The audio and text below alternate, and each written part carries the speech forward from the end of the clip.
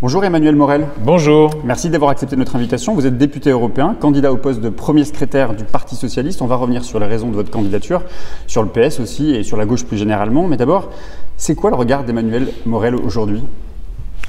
C'est un regard curieux, déjà, parce que je m'intéresse à beaucoup de choses, pas seulement à la politique. Je m'intéresse au monde comme il va, je m'intéresse aux arts, à la culture et je trouve ça formidable de pouvoir s'enthousiasmer tous les jours pour de nouvelles choses. Mais c'est aussi quand même un regard critique, hein, évidemment, parce que le monde dans lequel nous vivons ne va pas bien. Le système économique dominant charrie un certain nombre d'injustices, d'inégalités, et donc forcément ça suscite aussi de l'indignation. C'est mon cas. Alors hier, les sociodémocrates allemands ont approuvé le principe d'une coalition avec la CDU d'Angela Merkel. Qu'est-ce que ça dit de l'état de la social-démocratie en Europe ? Alors la question du SPD, faut quand même regarder ça avec un peu de recul. En réalité, les camarades sociodémocrates allemands, ils sont dans une situation qu'on pourrait dire tragique. C'est-à-dire d'un côté, s'ils font l'alliance avec la CDU, ils savent très bien que l'électorat populaire va continuer à se détourner d'eux. Et donc ils vont continuer finalement à perdre des voix, déjà qu'ils sont arrivés à un score très très faible.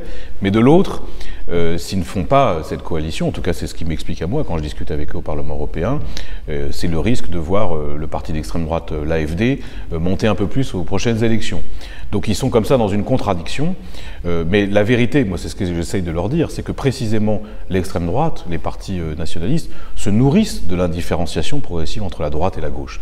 Et de fait, signer une grande coalition avec Merkel, c'est contribuer à renforcer cette impression que la droite et la gauche s'accordent sur l'essentiel, c'est-à-dire sur les questions économiques et sociales, et se disputent sur l'accessoire. Donc c'est quelque chose de tragique. Et en effet, la social-démocratie européenne est traversée par des contradictions majeures. Vous avez une partie des sociodémocrates qui considèrent qu'aujourd'hui, il faut accepter le système tel qu'il est, on peut l'améliorer à la marge. C'est le cas d'une partie de vos camarades socialistes. On pourrait imaginer que certains de vos camarades souhaiteraient justement de grandes coalitions comme celle-ci, des accords avec Édouard Philippe? Non, je ne sais pas si on peut le dire comme ça. En tout cas, il y a des socialistes français qui ont été très complaisants à l'égard d'Emmanuel Macron, qui précisément, lui, portait un discours de dépassement du clivage droite-gauche et qui proposait une sorte de fusion finalement entre d'un côté les élites néolibérales, de l'autre la noblesse d'État, pour mettre en œuvre la politique à laquelle a toujours aspiré le cercle de la raison. Le cercle de la raison, c'est en gros les gens qui pensent, à droite comme à gauche, qui pensent qu'il n'y a qu'une seule politique possible, avec des injonctions qu'on connaît, et Macron, le représentant de ça. Certains disent le bloc bourgeois, moi je dirais plutôt le bloc élitaire, hein, d'une certaine façon. Donc il y a des socialistes français qui ont été complaisants, bienveillants avec ça. Mais encore certains de vos amis sont parlementaires aujourd'hui, certains ont voté la confiance au gouvernement, oui, d'autres, la majorité c'est vrai, s'est abstenue, encore qu'ils ne se sont qu'abstenus, et je crois que 5 d'entre eux ont voté contre. Comment dans un même parti politique peut exister une telle différence d'opinion ? Mais ça traduit bien la perte de repères dans le Parti socialiste français à l'issue de ce quinquennat. C'est d'ailleurs le principal problème, c'est que les gens ne nous reconnaissent plus, et d'ailleurs nous-mêmes ne nous reconnaissons plus. Quand on fait la déchéance de nationalité ou quand on fait la loi travail, les électeurs socialistes traditionnels, qui nous ont toujours fait confiance, ils ne nous reconnaissent plus. Et quand, en effet, à l'issue des élections législatives, vous avez un groupe parlementaire qui est pourtant réduit à la portion congrue, hein, c'est 30 députés, et qu'ils ne sont pas capables de trouver une position, que c'est divisé en 3, et qu'en plus, alors même que tout dans la déclaration de politique générale d'Édouard Philippe devrait nous inciter à la vigilance et à une opposition résolue. Il y en a des camarades qui votent pour ou qui s'abstiennent. Là, en effet, il y a un problème.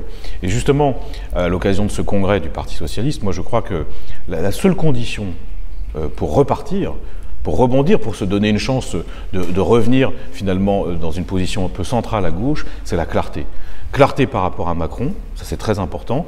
Clarté par rapport à ce que nous avons fait pendant 5 ans, parce que moi je ne vois pas C'est à vous justement ce bilan aujourd'hui, est-ce qu'il est derrière vous et il ne faut plus en parler, ou est-ce que justement ça va être l'objet aussi de cette campagne électorale ? Non mais forcément qu'il faut en parler, de toute façon si on veut, si on veut que le sursaut soit au rendez-vous, on est obligé de faire un inventaire critique et lucide de ce qu'on a fait pendant 5 ans, évidemment.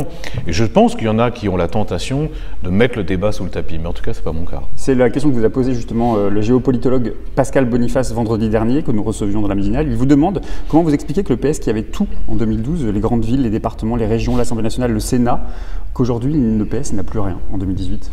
Il y a d'abord un certain nombre de réformes qui ont heurté, voire choqué nos électeurs. Il y a des engagements qui avaient été pris qui n'ont pas été tenus. Je pense que ça a contribué aussi.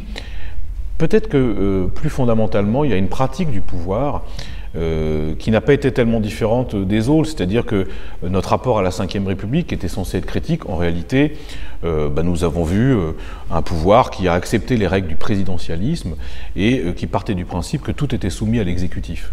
En gros, le parti était devenu atone, les parlementaires eux-mêmes étaient sommés d'être toujours d'accord et avaient une marge de manœuvre très réduite, et donc ça a contribué au résultat que l'on sait. Mais enfin, il faut quand même être juste, le résultat des élections vient de loin, c'est pas seulement ce quinquennat, c'est pour ça que moi je pense qu'il faut tourner la page.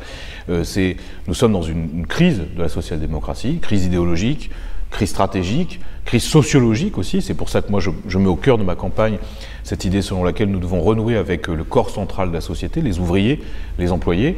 Et évidemment, cette triple crise a des conséquences électorales. Vous pensez que le Parti socialiste aujourd'hui peut regagner la confiance des citoyens? Ça prendra du temps. Il faudra beaucoup de détermination, beaucoup de travail, mais je crois que c'est possible, pourvu qu'on sache qui on est et ce qu'on veut. Qui on est, c'est-à-dire que moi je pense que nous sommes clairement dans l'opposition.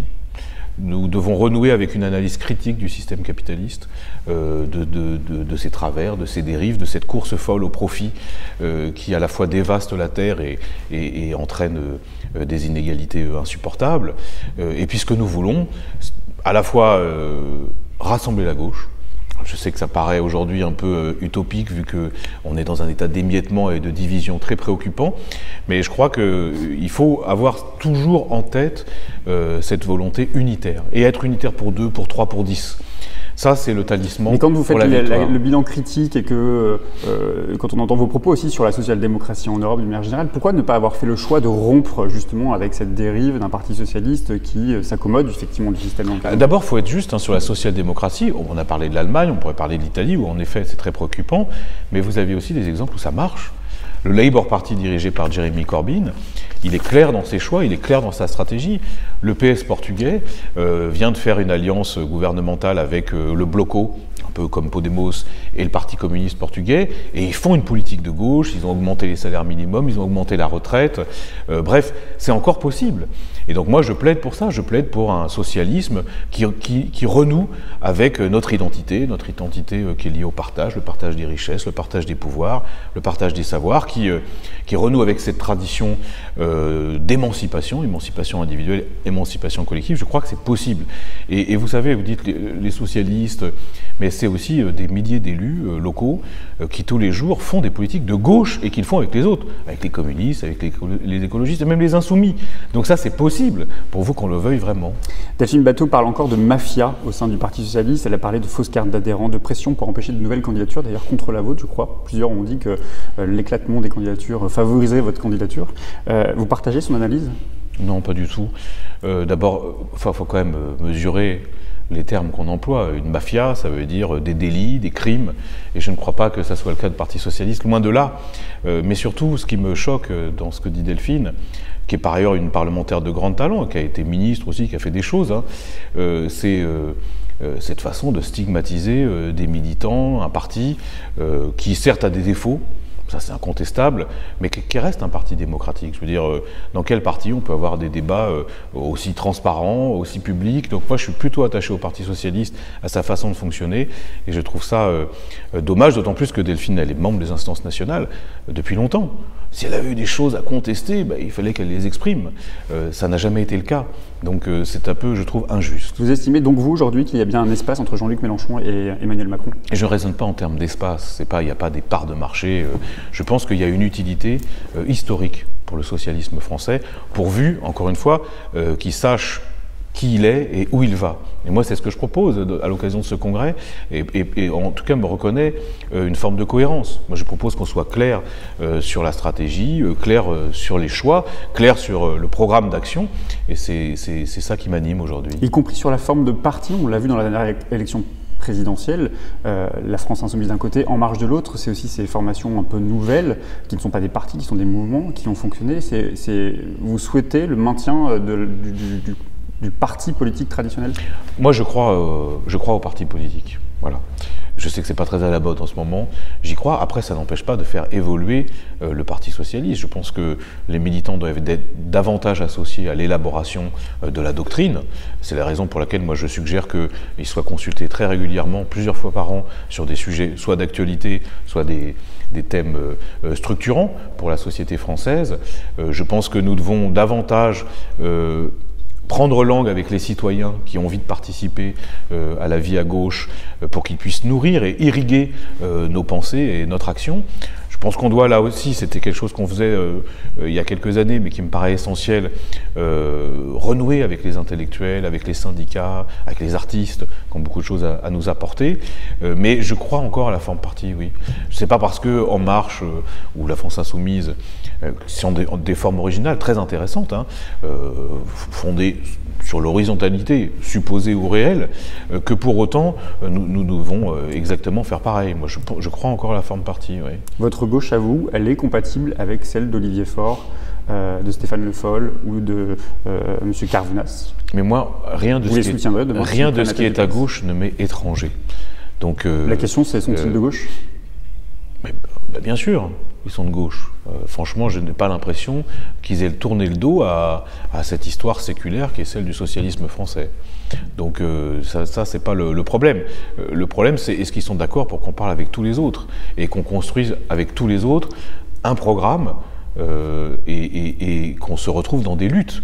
Parce que la vérité, c'est que l'union de la gauche, elle se fait surtout sur le terrain, dans des luttes. Et aujourd'hui, il y a quand même des sujets pour se mobiliser. Regardez, les élus locaux socialistes, par exemple, ils font un travail formidable et se mobilisent contre la suppression des emplois aidés. Parce que les emplois aidés, ça a l'air de rien comme ça, mais c'est des dizaines, des centaines de communes qui vont être privées de services très importants. Là, il y a une convergence possible. Sur les luttes, justement, Gilles Dass, sur Facebook, vous pose une question parce qu'il sait que vous êtes opposé au CETA, vous êtes un des grands défenseurs, en tout cas un des grands porteurs du débat contre le CETA. Quand vous voyez justement, vous dit-il, vos amis socialistes en Allemagne renforcer les rangs d'Angela Merkel, comment poursuivre ce combat et avec qui? Mais vous savez que sur le CETA, d'ailleurs plus largement sur tous les accords de libre-échange, nous sommes parvenus à convaincre bien au-delà de notre propre camp. Quand vous parlez, moi ça m'est arrivé de parler avec des conservateurs européens et de leur dire mais est-ce que vous croyez vraiment aujourd'hui que signer des accords de libre-échange qui supposent l'importation de dizaines de milliers de tonnes de bœuf ou de porc supplémentaires qui vont venir impacter le marché européen, vous croyez que c'est bon pour notre agriculture? Vous croyez que c'est bon pour notre alimentation? Est-ce que dans un monde où tout le monde se protège, vous trouvez normal que seule l'Union européenne ne défende pas son agriculture ou son industrie? Même des gens de droite, on peut les convaincre. Je pourrais vous donner plein d'exemples concrets, parce que moi, au Parlement européen, c'est le sujet sur lequel je travaille le plus, les accords de libre-échange. Eh bien, on parvient parfois à convaincre des collègues qui ne sont pas de la même obédience politique que nous. Donc c'est possible, pourvu qu'on parte des textes et qu'on soit suffisamment convaincant. Alors, Union pour les luttes, dans 1 an et demi, il y a les élections européennes. S'il y a des législatives, ça veut dire qu'il y a une élection anticipée et donc un grand bouleversement politique. Non, ce seront les européennes. Ouais. Avec qui, justement, vous allez construire des alliances si vous êtes à la tête du PS demain? Ah mais moi je construis des alliances avec tous ceux qui pensent comme moi, comme nous. Sur les questions européennes, c'est absolument fondamental, ça ne vous aura pas échappé.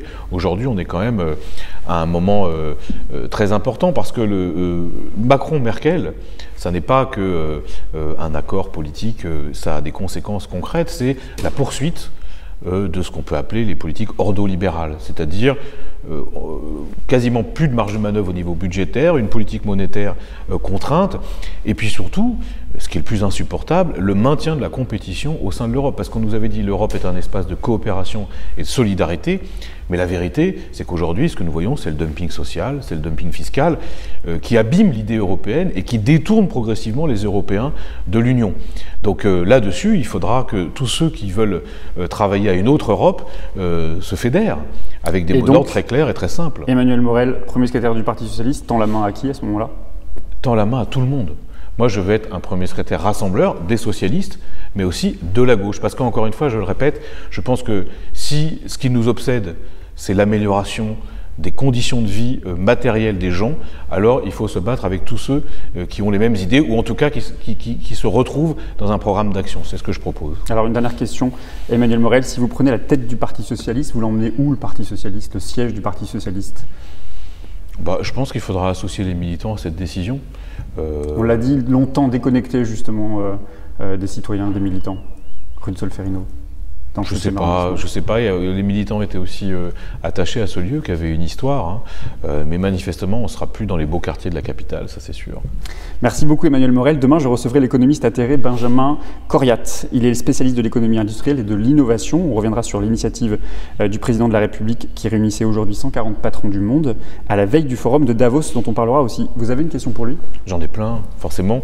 Mais non, j'ai une question précise parce que je n'ai pas pu vérifier.